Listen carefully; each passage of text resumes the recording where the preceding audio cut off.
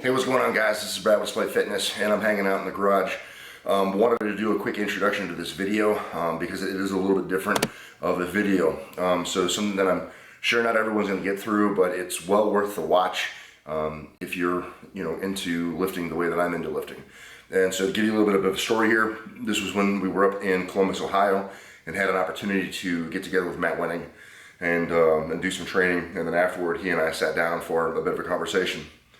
The conversation at the end gets cut off a little bit, so we lose maybe, 5 or so minutes off the end of the video, and I'll talk about that on the backside if you guys still stick around. And I'm doing this video a little out of order what I would normally like to do. I think ordinarily I would prefer to demonstrate that training footage first and then come around and do the talking piece, because we do reference the training, we talk about it and things like that. But the reason why I'm not is because of kind of how things went, the pace at which we went after things. So something to remember is, Ludus Magnus is Matt's gym, right? That's where he trains. And so his training is very, very important, and his training days, they're meaningful to him. And so to kind of encumber that with cameras and like the normal type of shooting would have been very rude. I was trying to be a good house guest, and I didn't want to miss the rotation, because basically we had so many people, we had to rotate very, very quickly, and it was very quick. So the video itself doesn't lend itself very well to an easy package, so I'm gonna have to take some time and energy to kind of stitch it together, and so that you guys can kind of see what was done. But this video of Matt and I having a chat, I think, is pretty good. I really enjoy it, so this will be something that I'll have to remember forever, because meeting him is meeting a legend in powerlifting, and having the opportunity to sit down and just have his undivided attention for 30 minutes was pretty amazing. So Matt, if you happen to see this, man, thanks so much for the time and the energy. I really do appreciate it. It meant the world. And moreover, having done that, Matt invited me back at some point in time.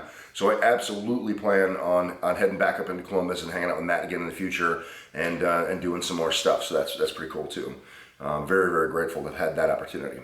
Anyway, without any further ado, here's a conversation between Matt and I, and hopefully stick around for the backside, and I'll explain a little bit what was lost, and hope you enjoy the video.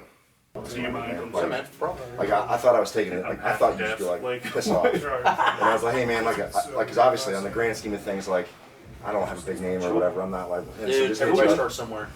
I say that all the time. No one's ever where they want to be. That's right. You know what I mean? So like that's a climb. Yeah, it's just super cool to be able to like just hit you up, be like, hey man, we're rolling out here, and have you come and say that, yeah, come through. I was like, it's been a while. it really made the trip.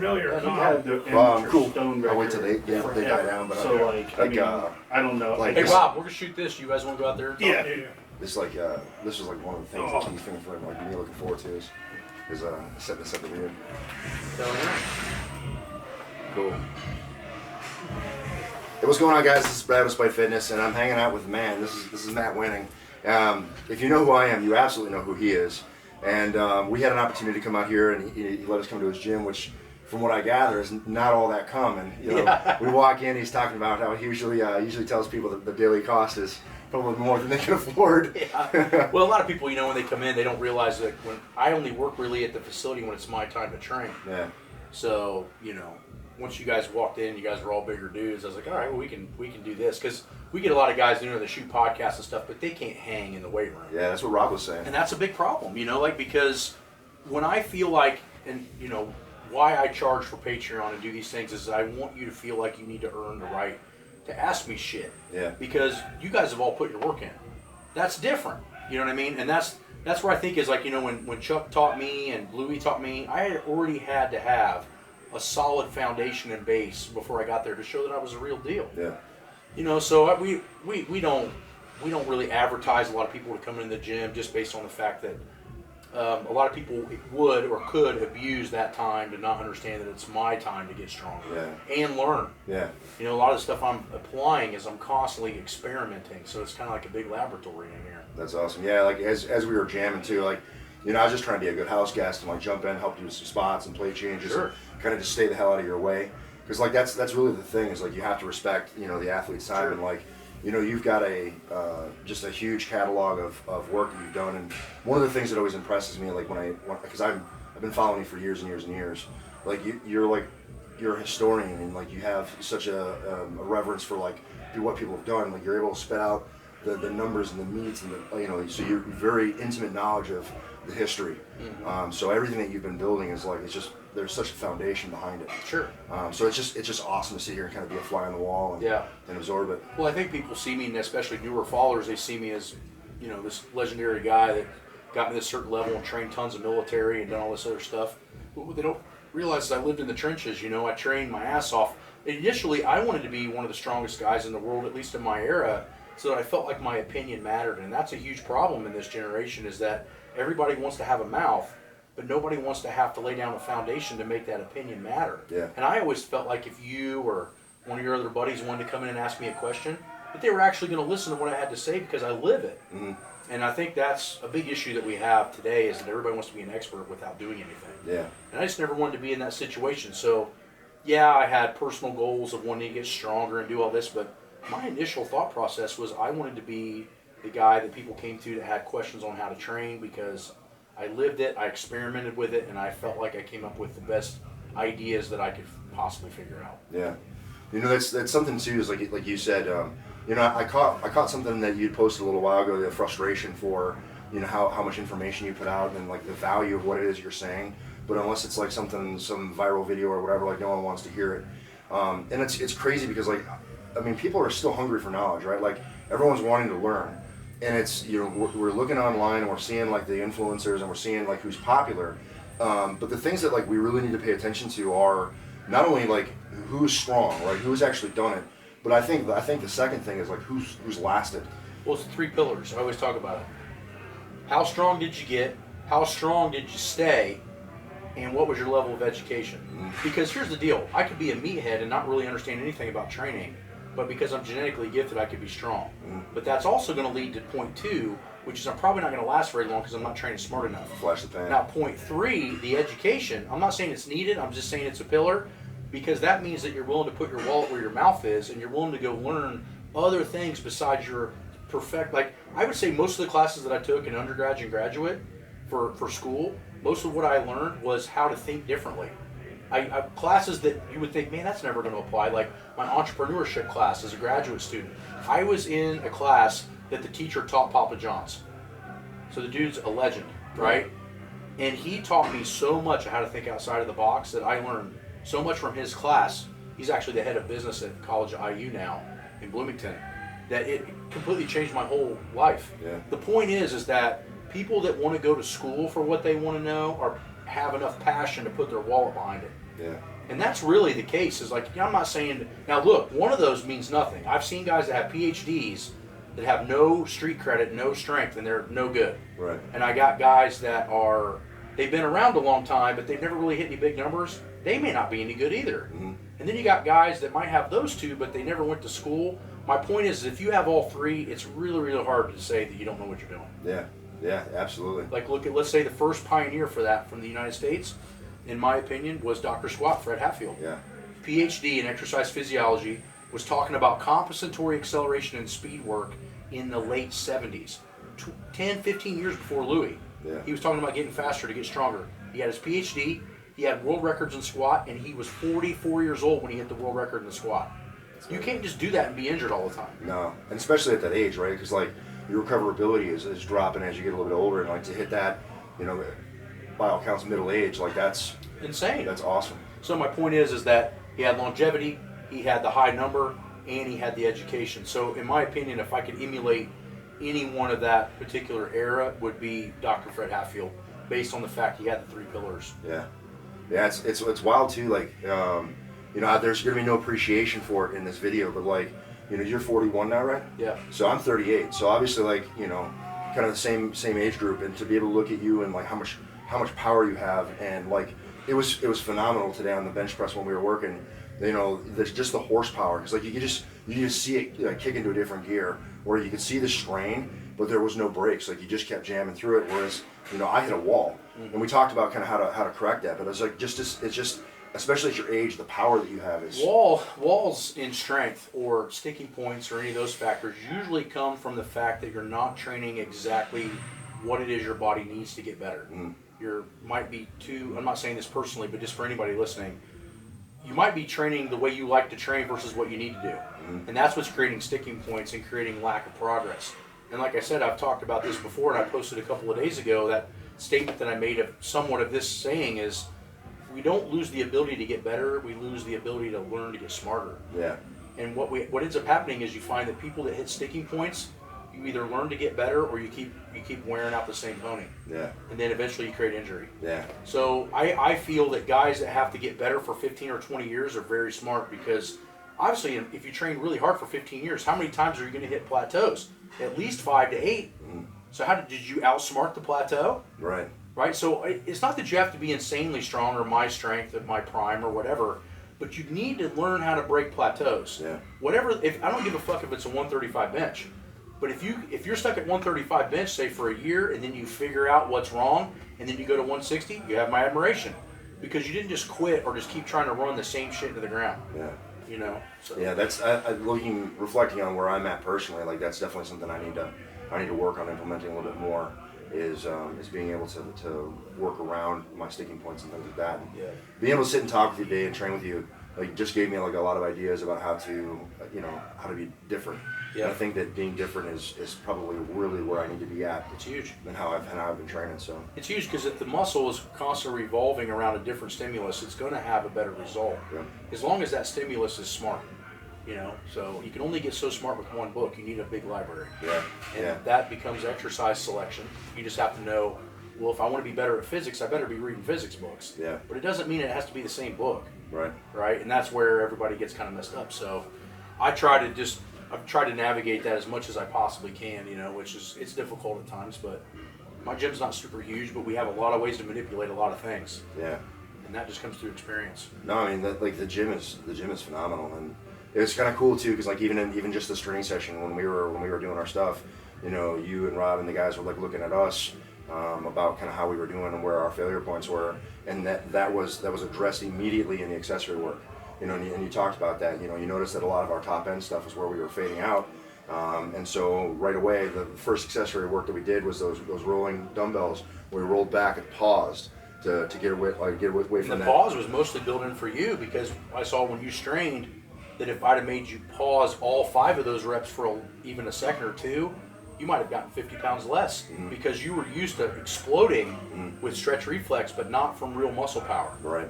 Versus when you train in pauses, even in accessories, you're kind of taking away that slingshot of the tendon, and you're forcing the muscle to have to create kind of power from nothing. So that's kind of why we built the pause in on the tricep. So a lot of it's, you got to be thinking about how the muscle, kind of dive into the muscle and think how it reacts, you know. Muscle contraction and movement is not as simple as just you decide you want the muscle to move and it moves. There's tendons, ligaments, soft tissue.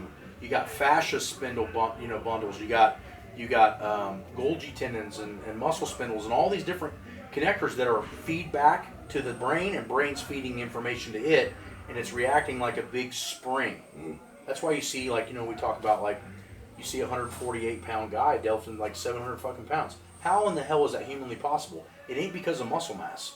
Right. So you got to be thinking about all these different things, plus leverages, plus mechanics, like all these things that are playing a crucial role.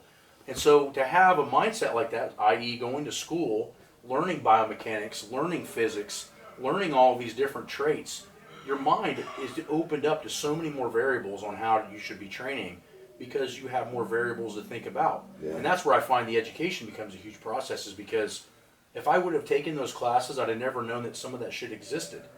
You know, or it would have not been understandable to me. Right. Then what do you do with something you don't understand? You ignore. Yeah, you let it go. Right? Yeah. Man, that's awesome. The like I just can't say it enough, man. The whole experience to be able to come out here and hang out with you has just been like phenomenal. Yeah. I gotta tell you a story. Something I've wanted to say to your face for a long time, and I think it's hilarious. So this is going back a few years when you were working with, I think, 82nd. You know, you were hanging around the Fort Bragg area, and I was there at the time. Yeah, 2013 to 15. Yep. And so I was powerlifting. And, you know, I powerlifted before I ever joined the Army. I joined at 25, 38 now. So I powerlifted pretty heavily from like 16, 17 until about 22. And then I decided I want to chase women and do other stuff, so I kind of walked away from it for a while. But you know, I was big into it for a bit, and that was all geared, you know, Yeah. because that was kind of the thing That for was the the day. day. And so I had this buddy, his name's Zach Johnson. And so, like, Zach is a real sweetheart of a human being, and I love the dude. And he just thought I was awesome, right? Like, he thought, like, me as far King as me. shit. Yeah, as far as powerlifting, You're the powerlifting 82nd Airborne badass. Right, so he was thinking I was top dog, right? And probably in that base with, you know, there's at least, 20,000 guys around there, you probably were one of the strongest guys by far. Right. You know? Yeah, so for him, he thought I was a big deal. And he was out in Southern Pines, and there was one of the gyms that was out there. He was in there training because he lived out in that area. And he happened to see you. That's where Major Evazai lived, Yeah. my boss, and I was staying with him. Nice. And so I went there to train. Nice. And I slightly remember him walking up to me, but, you know, it's crazy, but... Yeah, so he walks up to you because he sees you, and I think he must have just assumed you were a powerlifter just based on what you were up to. Because back then I was probably 310 pounds. Yeah, hard to miss. Yeah. Hard to miss. So he walks up and he just starts a conversation and asks kind of what you're up to, and you know, yeah, you talked about how you do powerlifting, and you know, I don't think you said too much, but when you mentioned powerlifting, he's like, oh, you know, great. He's like, do you know my friend Brad? Brad Arbic? And you know, honestly, on the grand scheme of things, like, you know, I'm pretty proud of my accomplishments, but like, I'm not a multi-world record holder, and you know, I've never squatted all-time world records, and you know, so like on the grand scheme of things, pretty small fish. And in much to your credit, you know, instead of talking about who you were and like whatever else and for whatever like kind of grandstanding, you're just like, no, I hadn't heard of him. And then you kind of pause for a second. And you're like, hey, ask him if he knows who I am. And so he says, you know, well, what's your name? And he said, oh, I'm Matt Wenning. And he's like, oh, cool, you know, because he didn't know who you were. He didn't. Yeah, follow I think by about 2009, my numbers got so astronomical, especially in the gear. Then when somebody asked me how strong I was or what I did, I just told them normal gym numbers, like I pitched 405. Yeah. Because nobody believes 600. Yeah. Right? Nobody believes an 800-pound deadlift or a 900-pound squat. So you just say, 500. Anyway, you know? once you cross a certain threshold, it almost becomes unrealistic to them anyway. They can't conceptualize like an 700-pound deadlift from an 800-pound deadlift, right? Yeah. Like it doesn't matter. It doesn't matter. It's still crazy strong. It's more than them, right? So yeah, you left him with, hey, ask me if he knows who I am.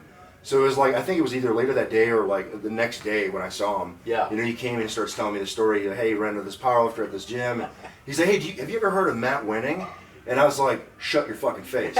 And he's like, yeah, you know, I met him. And I was like, really? So then he recounts the story to me.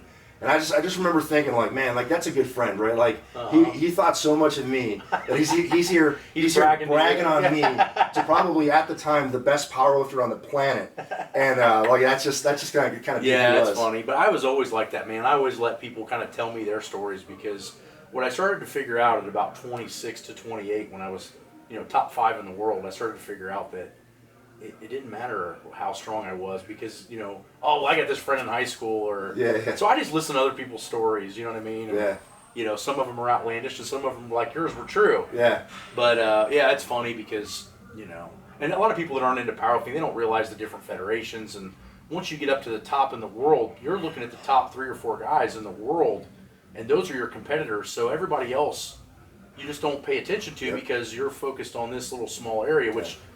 It's bad, but it was the way I had to keep myself in that competitive mindset was, you know, not really realizing how strong I was, but always trying to beat these 3 guys, you know. So it's different. You know, Andre Agassi didn't care who the top 100 tennis player was. No. He cared who the top 5 were. Yeah. You know? If you're running a race, you're not concerned with who's behind you. Yeah, exactly. You want to know who's right with you. Yeah, so that was pretty cool, man. I liked working with those guys, you know.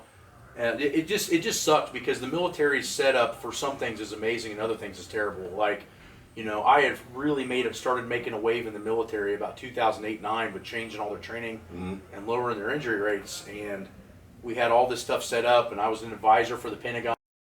And then once Obama came into office and the Democrats took back over, it just fucking wiped out. That's crazy. And then the problem is you got all the officers, as you know, they change every 30 months roughly. Yep. And that's good probably for everybody to learn the jobs, but terrible for setting up quality things because what happens is every time my boss changed, they had a different directive of what they thought fit was. Right.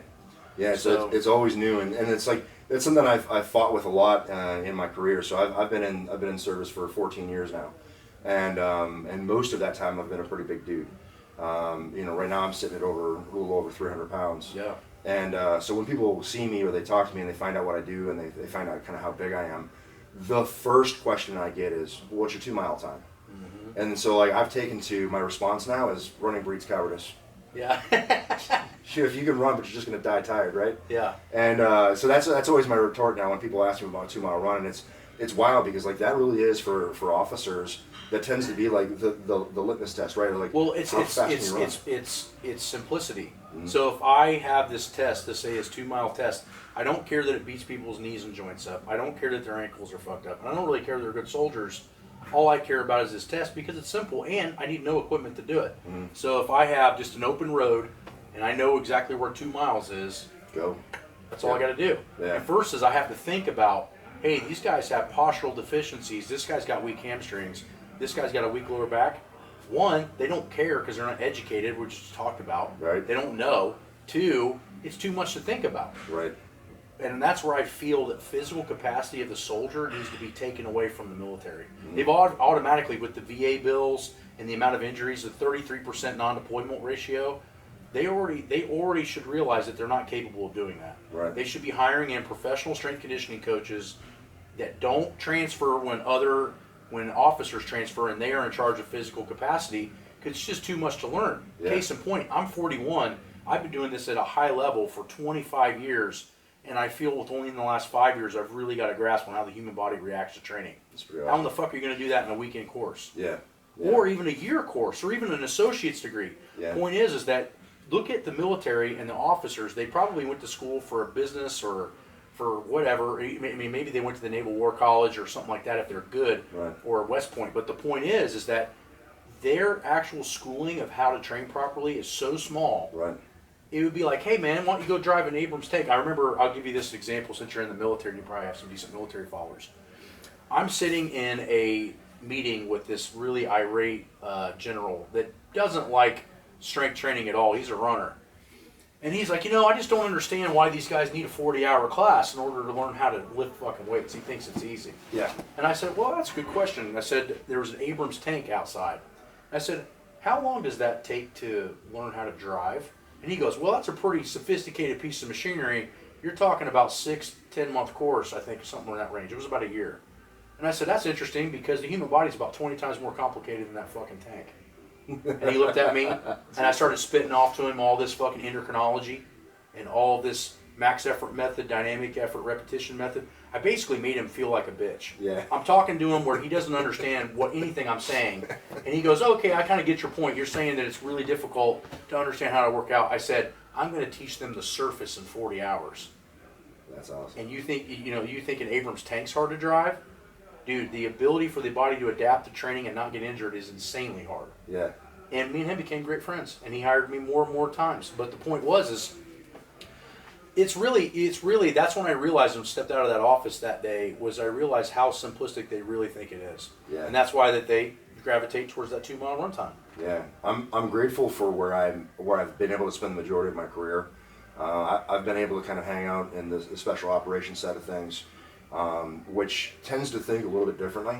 So oftentimes we have the benefit of a program they call Thor 3. Yeah, so I've seen it. Yeah, we have coaches and things like that are available to us. So much more within that community, they treat the soldiers more like athletes. Well, the reason is because you guys are more valuable to them. So by the time you get up to that level, you're worth anywhere from $1 to $3 million at minimum. So they're going to train smarter, and the only reason they gave you guys Thor was because the injury rates were astronomical. Right. And if you're broke, you're no use to anybody. So if they put $2 million worth of training into you, and you got all these overuse injuries, but in my sad opinion, if you're in airborne or lower, you're a number. Right. So you're just a cost to doing business. Right. But when you get up to SF level or higher, then you become what I would consider a real soldier that they have real thought process in. But the only way they ever got to that was from injuries. They're trying to save money. And they're trying to get a guy, once they're at that level, to expend them as long as they can, right, without these overuse injuries, and that's why they have the strength coaches. Yeah. But you notice that Thor 3 really is independent slightly of who changes bosses. Yes. That's what makes it valuable. Yes. And that's what the entire military needs to go to, yeah, is some sort of system of that nature, because in reality, just because you're a general and been in the Army for 20 years does not mean you know how to physically get anybody any better. Yeah. I have that argument a lot, and so due to where I'm at right now, I'm more senior now, So I have the ability to kind of say no to people, or I have the ability to push back without so much fear of what's going to happen to me. Sure. And so that's what I've been doing recently is, during the whole COVID thing when things were shut down, whatever. There was an order that came out from General Linsky, it's basically the post commander for Campbell, came out and said, PT on your own, right? So PT is supposed to be done individually. People in my organization, obviously we got to make sure the Joes are doing something. Sure. So they try to say, well, hey, we're going to get together, we're going to do group PT. So they wanted to do group PT every other week, and they wanted to do stuff like kit runs, where we throw on our armor and we go run for 5 miles or whatever it was. And I pushed back hard on it because I was like, one, if we're only training one time every other week, what are we really doing? Like, what is your intent with what we're doing here? And then moreover, where in anything that we actually do or perform are we throwing on our kit and running for 5 miles? If you're 5 miles in a straight line, you're a dead man. Right. So and then moreover, especially with where I'm at, if I have my kit on and I'm running, everyone's dead. I think the biggest problem that the military faces is that they think they can develop toughness versus you need to recruit toughness. Right. Right. You don't need to create all this mileage and all this impactive injury, stress fractures, ankle issues, hip issues, knee issues from these kit runs, where they really ought to be putting them out on a fucking kind of off terrain field, and they ought to be teaching them 20 and 40-yard sprints with perfect technique. Yep. Because really, if you watch the battlefield scenarios, you sprint 20 to 40 yards, you hide, you take cover, Yep. and then you sprint again. Then you sprint again. Where you sprint up a flight of stairs and kick in a fucking door and take somebody to the ground. Yep. But that doesn't happen for 5 miles. No. So really what they need is anaerobic conditioning, GPP. They Yeah. don't need endurance. General physical preparedness. Yeah. Yeah. I fight that a lot, and so that's something that I tried to talk about with my peers and people that I know and soldiers. I tried to ask why we do things and try to get them to think, because I think whenever we do something, whenever we're training, the training should serve a purpose. Well, it should match the statistics. Right. Go to battle, and then you look at how much guys are running in a straight line for more than a quarter of a mile, and you're going to see 0. So the point is that if your training should match the statistics of your thing. If I'm a football player and I know that on average plays go for 5 to 7 yards, why would I train more than 15? Yep. That makes no fucking sense. You ever notice now in the 40s when at the combine, where do the pro coaches, where do they got their stopwatches? The 10. Yeah. You know why? Because the 10-yard is more predictive of a good football player than a 40. Yeah. So watch the next time you guys get on and watch the NFL combine, you're going to see 30 coaches standing at the 10. Because the first 2 steps are more important than the whole 40. That's awesome. So, Yeah. where does the first 2 steps get better? Strength. Right? Strength, real power. Well, if you got 50 pounds of shit on and you're carrying a fucking automatic weapon, I would rather have the first 10 steps be fucking berserker fast, and then the guy looks winded for 30 seconds and can do it all over again, and then do it again, then do it again. All right. So video crapped out on me, which is pretty unfortunate, but it's better than I thought it was, because at least initially, when I first recorded it, I thought I might have lost everything, and really honestly only lost about 5 or so minutes of conversation between Matt and I as we wound it down.